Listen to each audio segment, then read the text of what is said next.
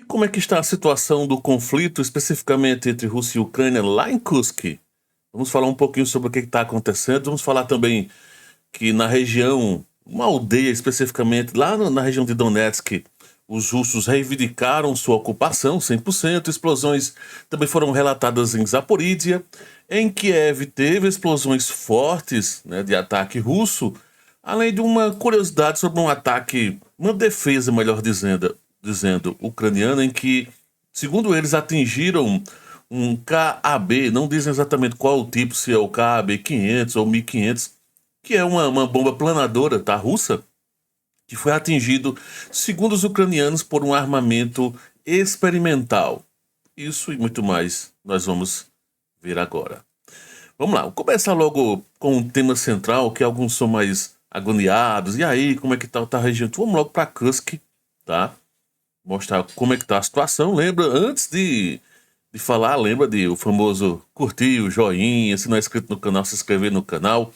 Se quiser ajudar o canal também de outras formas, tem aqui na descrição, tá? Tem e-book que você pode comprar sobre, por exemplo, Doutrina Putin. É um livro nosso que está fazendo muito sucesso na versão e-book, que tá lá na Amazon, tá? O pessoal tá gostando bastante, é uma boa repercussão. Tem o Live Pix também, é uma forma de você ajudar a deixar sua pergunta ou sugestão de temas. Então, enfim, são formas distintas, ou simplesmente deixar a tua opinião, deixar o curtir também já ajuda. Vamos lá. O que é que ocorre? Desde o dia 5 agora de fevereiro, os ucranianos resolveram avançar, fazer um avanço tático. Nos informes que vão chegando, uma coisa primeiro é curiosa sobre tudo isso. Vamos lá. Diferente do ataque que ocorreu aqui ao norte, tá? Nessa região aqui ao norte, que os ucranianos, quando chegaram aqui, né, saíram de Sutza, quando chegaram aqui, né, receberam um grande ataque russo aqui nessa região e desviaram para cá, né, para esse pedaço de vila que ainda os ucranianos estão presentes. Um pequeno pedaço, então, só.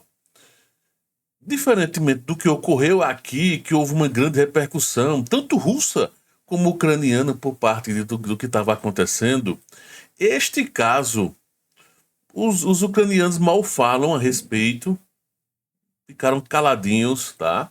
Muito estranho o que ocorrido. Eu já trouxe até já ontem vídeos e tudo mais, comentando que quase que simultaneamente dois fatores ocorreram, que foi, primeiro, bombardeios fortes em Sumi, tá? Que tem ocorrido, na realidade, os russos têm feito muitos bombardeios nas redondezas de Sumi, dando a entender que é uma forma de agir contra o abastecimento aqui em Kursk, tá? Então teve uma série de bombardeios, mesmo assim, há informes que pegaram a H07, que é essa rodovia aqui, ó, e foram rumo a Sudza, um agrupamento, não diz exatamente a quantidade. E praticamente nesse mesmo instante, houve um avanço de tropas ucranianas, atravessaram o rio aqui, nessa região, e foram para cima aqui desse pequeno vilarejo que fica aqui, e também teve embates aqui na região de Ulanok, essa outra aldeia aqui em Ulanok. O que é que ocorre, então? Os ucranianos romperam, então, que teoricamente estaria menor, era mais ou menos assim, tá? Então os ucranianos, de fato, sim, romperam, avançaram, não exatamente assim, mas é quase nesse formato, tá? Talvez seja mais assim. Essa rodovia tinha presença russa, então é um pouquinho menor aqui, enfim. Mas o fato então é que os ucranianos vieram para cima com tudo aqui, tinha mecanizados, né? Tinham vários tipos de mecanizados nas imagens.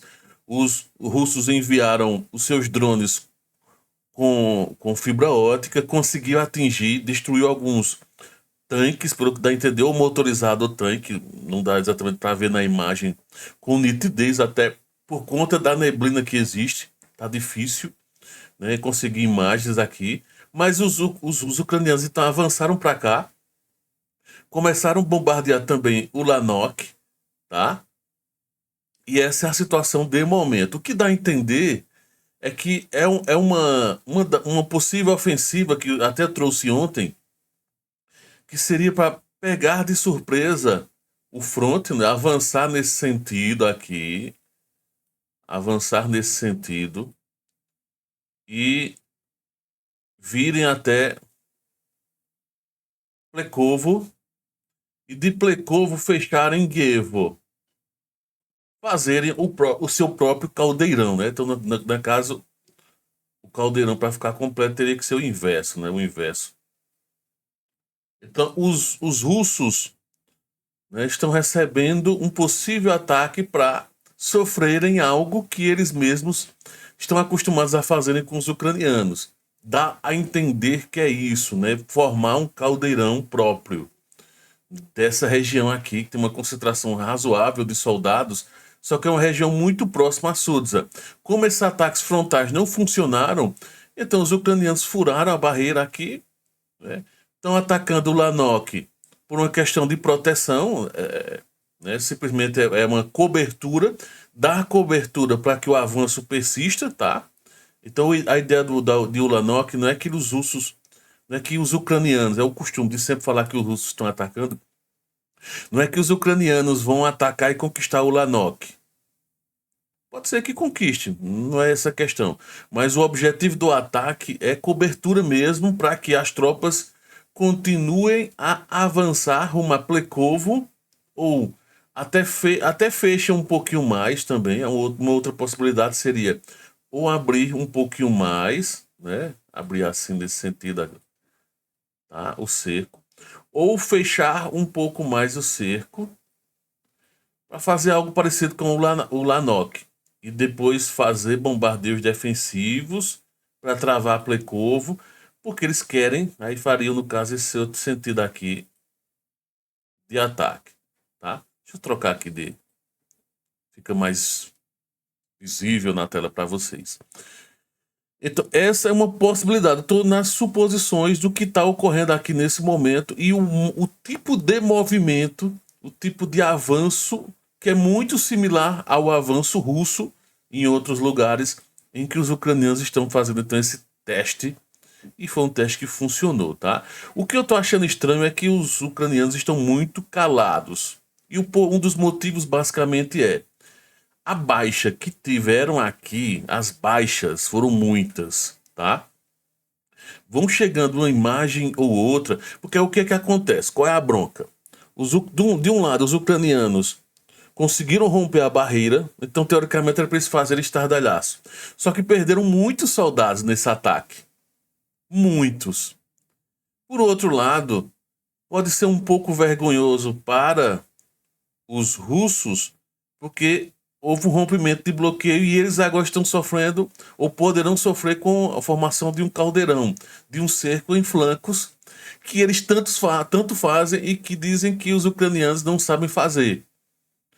Então, os dois lados estão noticiando pouco, não sei se é por isso, tem algo estranho acontecendo aqui, nessa região. O fato é que, sim, os ucranianos romperam a linha de defesa, estão buscando formar um cerco, tá? Estão atacando em flancos, sim. Por outro lado, perderam muitos soldados, perderam muitos blindados e mecanizados, né? Não dá para ver exatamente motorizados, no caso, que tipo de tanque e que tipo de carros motorizados e tudo mais que houve avanço. Foi uma forma muito rápida para que eles conseguissem perfurar, ou seja, foram avançando, os drones foram caindo em cima deles e o avanço continuou o máximo possível, as tropas chegaram, enfim. Então foi um avanço relâmpago em onda que eles tanto criticam, né, dizendo que os russos já fizeram muito isso, ou que os norte-coreanos, segundo eles, fazem isso, fizeram praticamente a mesma ideia, tá, de avanço. Mas está aí a situação, como eu disse, pouco é informado do que de fato está acontecendo aqui, que aí vai chegando uma ou outra informação e nas poucas informações que chega, só chega dizendo que os ucranianos estão tendo grandes baixas, mas não mostram exatamente o que de fato está ocorrendo. Vamos olhar aqui rapidinho o Deep State, tá? Lembrando que esse mapa aqui, que é o Live View Map, ele não mostra exatamente a posição conquistada dos ucranianos. Só mostra que os ucranianos avançaram até aqui e recuaram. Ou pode ser que estejam aqui, eu não sei. No Deep State é que eles mostram mais ou menos como é que está o avanço aqui, ó. Vendo? Ó, há uma situação diferente em que mostram, ó, o Lanok, a vila em que os ucranianos aparentemente conquistaram parte dela, ou vieram, atacaram ela aqui, ó, aqui é a curva, que é essa, deixa eu dar mais um zoom aqui, que é essa curva aqui é o vilarejo que eu comentei, né? Que aqui no Deep State, ó, mostra o Lanok, então mostra um ataque aqui. A desvantagem exatamente do que estão mostrando aqui é que nesse formato o caldeirão não fica tão visível. Aqui nesse formato aqui do Live View Map mostram e está mais claro a ideia, que foi o que alguns poucos da Ucrânia chegaram a relatar, que o objetivo era esse mesmo, de fazer esse cerco, de fazer esse caldeirão aqui.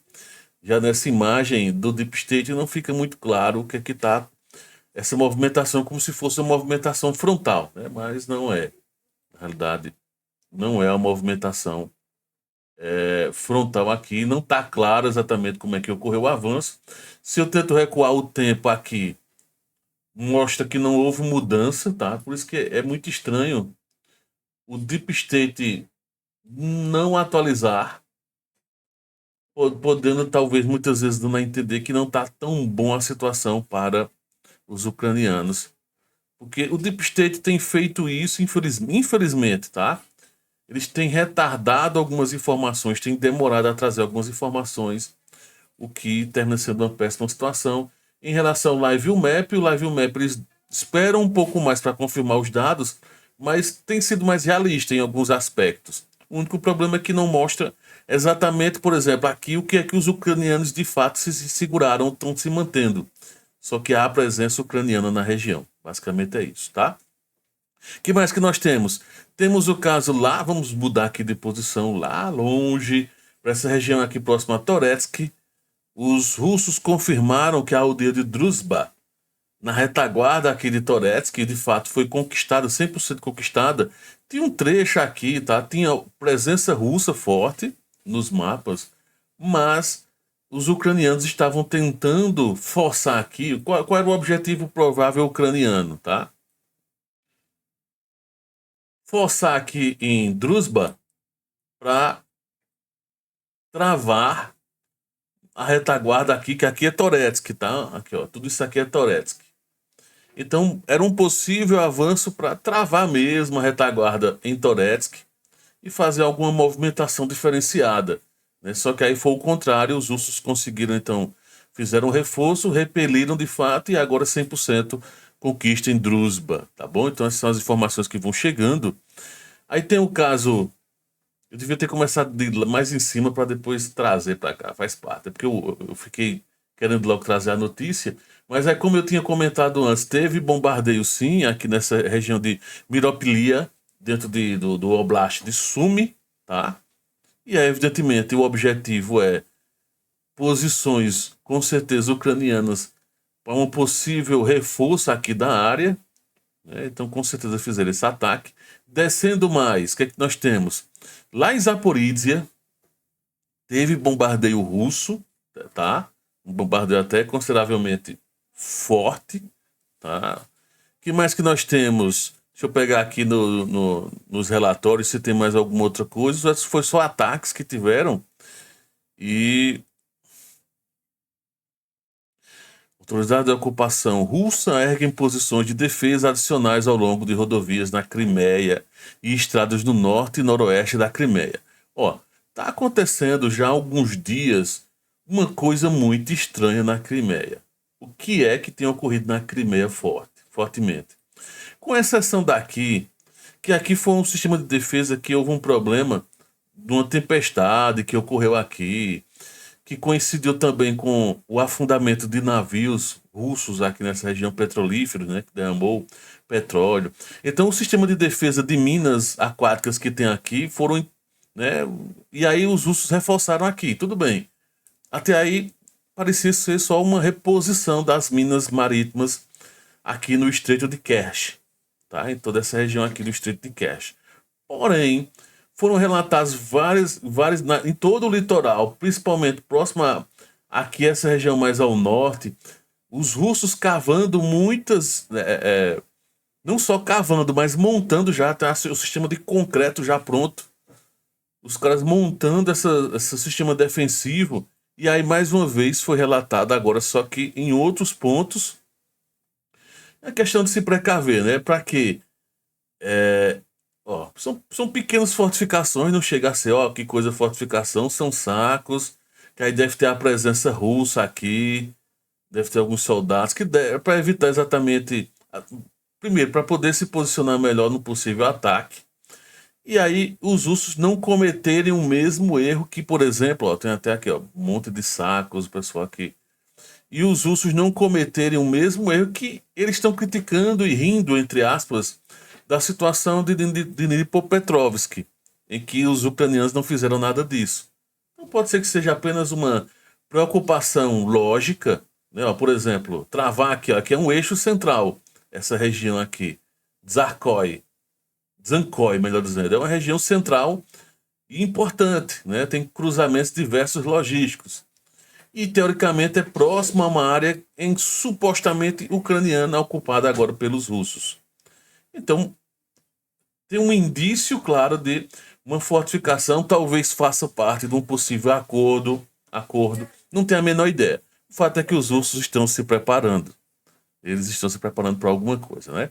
Teve explosões também em Kramatorsk e em toda essa região aqui, ó. Olha a quantidade de bombardeio que teve nessa região. Você já sabe o que é que vai ocorrer aqui, né? Se está tendo muito bombardeio aqui, quer dizer que há uma grande chance dos russos avançarem nesse sentido. Ó, lembrando aqui, ó, Kramatorsk, Sloviansk, Chassif Yar, mais abaixo, né? Só para mostrar aqui claramente. E aí teve o caso de Druzhba e teve outro caso aqui de... sim, um comentário, né? Saiu agora, 5 minutos atrás, do mesmo jeito que Druzhba caiu, dizendo que Toretsky agora é 100% russo, tá? Os russos informaram, estava vendo aqui o informe, 5 minutos atrás, informando então que o Ministério da Defesa russo reivindicando a ocupação total de Toretsky. Então toda essa região 100% ocupada pelos russos. O que mais nós tivemos? E aí tem o caso que vai saindo na mídia, né, que é o bombardeio russo a Kiev, bombardeio bem forte que ocorreu do lançamento no caso de drones, principalmente, teve bombas aqui também, mas principalmente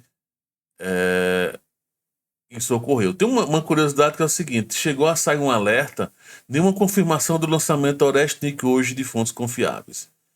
O que é que ocorreu? Saiu um papo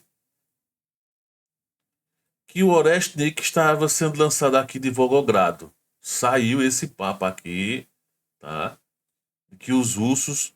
Na verdade, o que é que ocorreu? Foi a Forbes, né, comentando o seguinte, a Rússia pode ter lançado um segundo míssil balístico Oreshnik na Ucrânia hoje. No caso, lançou para atingir a Ucrânia. Erro de tradução, né? Mas este supostamente explodiu sobre a Rússia. Então o papo que tem é que os russos iam lançar ontem um Oreshnik e houve uma explosão, tá? E aí na mesma hora saiu confirmando, ó, nenhuma confirmação do lançamento. Então foi uma fonte furada da Forbes. Fizeram todo um alarde e os próprios ucranianos confirmaram, olha, não houve lançamento, porque nossos sistemas aqui confirmaram, não tem nada aqui ocorrendo, não. Até porque qualquer lançamento de um míssil desse tipo, dessa magnitude, os russos têm que avisar, pelo menos aos Estados Unidos. Olha, vou lançar um Oreshnik agora, vou lançar um balístico, não chega a ser intercontinental, né? É quase intercontinental. E aí não houve esse informe nem nada do tipo, né? Dando uma passada geral aqui, ó, aqui foi tudo em Kiev, tá? Esse ataque, essa destruição que ocorreu aqui ontem, tá? Então foi um ataque considerável, por isso que eu digo que não tem aqui primeiro. Tem região de Sumy, essas primeiras explosões aqui em Sumy, tá? Só para deixar claro onde é. Nessa região aqui, ó, bem mais ao norte, em Sumy, tá? Essas imagens aqui lá em Sumi, e depois é os Shahed que foram enviados para Kiev, tá? Então aqui, ó, claramente em Sumi foi bomba mesmo, e aqui foi Shahed, tá? Então, causando incêndio, causando um certo impacto em áreas, pelo jeito, importantes e relevantes, porque assim, é muito estranho quando pega fogo desse tipo, quando há um incêndio nesse sentido, então com certeza foi um ataque meio pesado que teve, né? Teve em Kharkiv, teve um ataque, ó, o drone caiu, um prédio residencial foi danificado. Perceba que o estrago não é aquela explosão gigante, mas dependendo de onde atinja, aí causa um dano, como ocorreu aqui, ó. Esse incêndio todo é porque o alvo era teoricamente um incendiário, né, para causar incêndio, tá? E aí teve toda uma questão de falas ultimamente, teve questionamento, teve reclamações e questionamentos de alguns oposicionistas criticando os números de Zelensky, né? Enfim, coisas do tipo. E então ocorreu uma reunião oficial de representantes ucranianos, né, no caso Keith Kellogg, com o pessoal lá da Ucrânia, tá? Oksana Markarova, no caso embaixadora da Ucrânia, e, enfim, já estão confirmando. Vamos lembrar que, segundo a mídia ucraniana, Kellogg pode vir para a Ucrânia em 20 de fevereiro. Então tá aí a informação. Ele reunido então com Markarova. Basicamente é isso, tá, pessoal? De uma geral, um panorama geral. Eu dei uma atenção especial a Kursk, porque muita gente sempre pergunta como é que tá Kursk, principalmente esses últimos dias, mas perceba que foi até bem aquecido com informações de bastidores que têm ocorrido então, nas últimas 24 horas. Lembrando que eu posso voltar a qualquer momento trazendo notícias importantes e relevantes, e todos os dias às 18 horas estou por aqui ao vivo. Valeu, grande abraço.